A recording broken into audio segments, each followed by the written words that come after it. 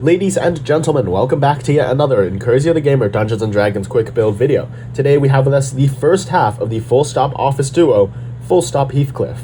Now, of course, before we get into the D&D build, let's talk about who he is, and also, I'm still sick. So, starting off with I'm still sick, it's just like how it sounds like.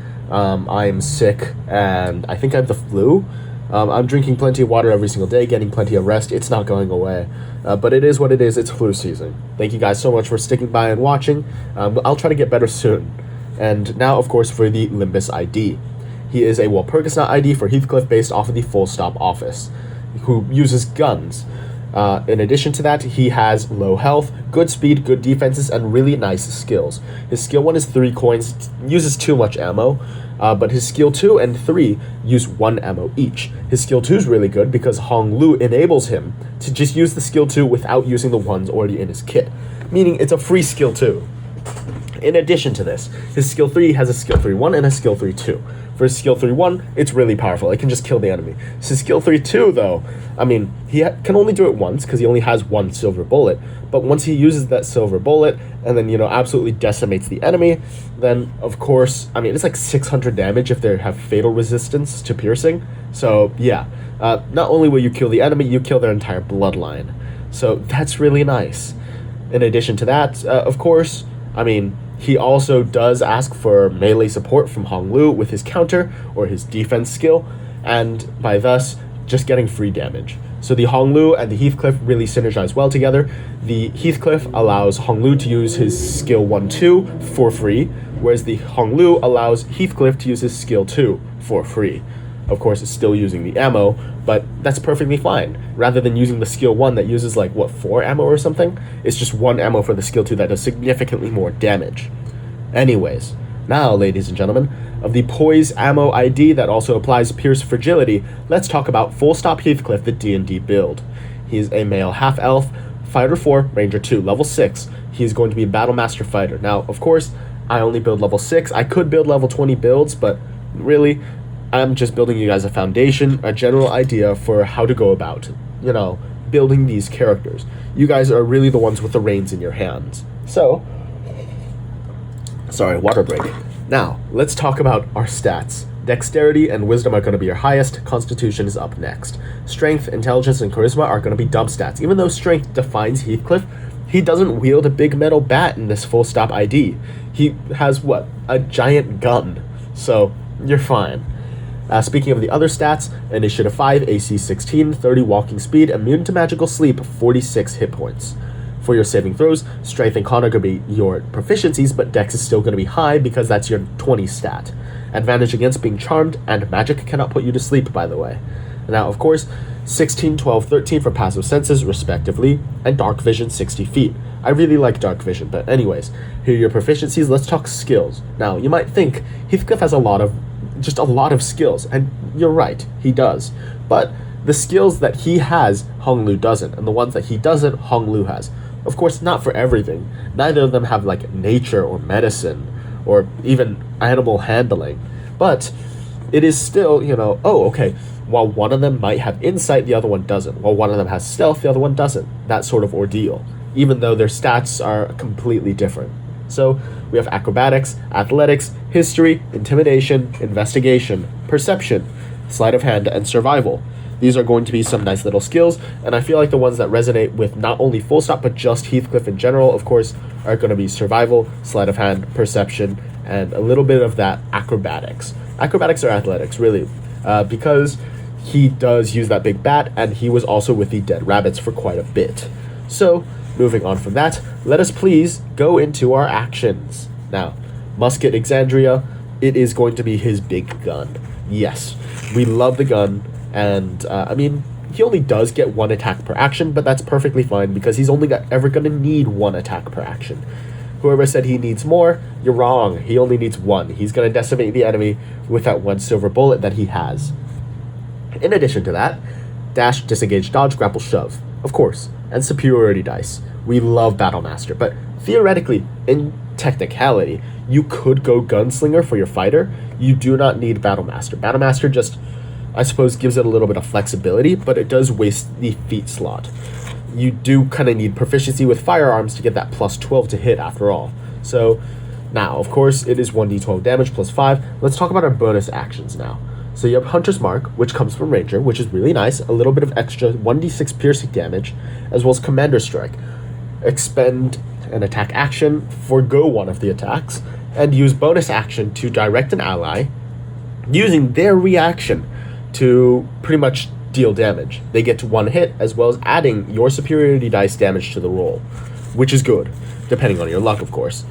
And now, of course, Second Wind is also good, heals a little bit of health, but it does allow for the Hong Lu full stop Hong Lu to deal a little bit extra damage, get in there and deal his, I believe it was melee support? There we go, yeah, with his knife.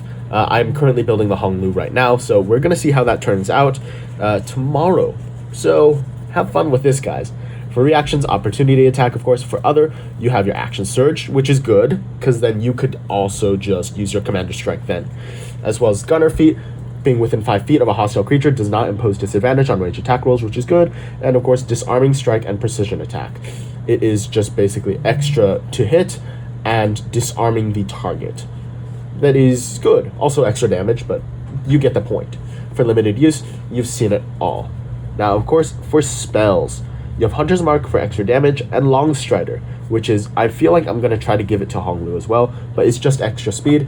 And considering you have guns and you like far range combat and not exactly close quarters combat, well, the Hong Lu does have, melee support. But anyways, yes, you're going to want to stay as far away from the enemy as possible. And even if that means spending your turn upping your speed to get away, it's what you got to do. Now, of course, inventory. You have your armor and you have your musket, or your, firearm or ranged weapon of choice. If you want to take crossbow, be my guest. If you want to take longbow, be my guest. If you want to take a laser rifle, be my guest. That's totally up to your DM at that point. You also have your basic starting gear, and that's pretty much it there. So features and traits, let's talk fighter first. You have athletics and perception. In addition to that, you take the archery fighting style, you have your action surge. Battle master is good. You want to take superiority dice to gain the precision attack, of course, as well as commander strike and disarming attack. These things are all really good, and later on when you have 2 attacks per turn, you're going to use commander strike pretty much every single turn, because you only really need 1 hit. One, sniper shot, and then bam, you do big damage. You could also take the piercer feat later on, but anyways, that's of irrelevance. For the feat, you'll want to take gunner, so that way you gain proficiency with firearms. Beautiful stuff. Now, of course, for Ranger, investigation's good, and favorite enemy, take whatever enemy you want. I personally put humanoids because, humans are a lot of common enemies, but you could also take fiends or monstrosities or aberrations, depending on what kind of thing you are fighting, or what kind of things you will be fighting in your campaign or one-shot. Now, Natural Explorer, favorite terrain type, the Underdark I chose because, well, the old Lobotomy Corporation wasn't exactly sunshine, rainbows, and the Arctic coast. So, yeah, Underdark it is.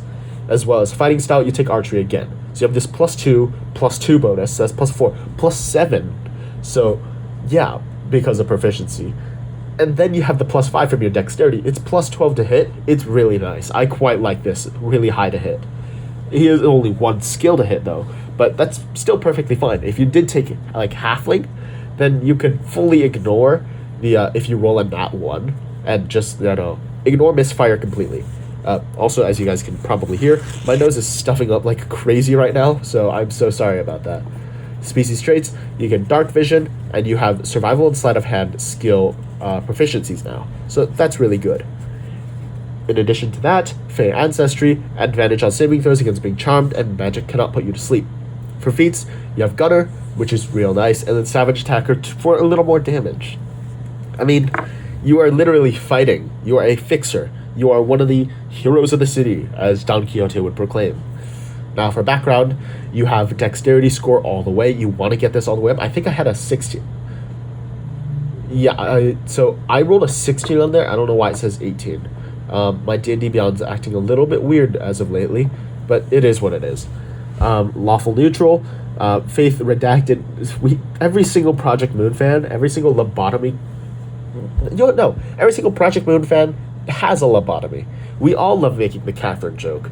So anyways, male gender, purple eyes, medium build, about 5'11", 143 pounds, 38 years old-ish, somewhat dark skin, and brown hair.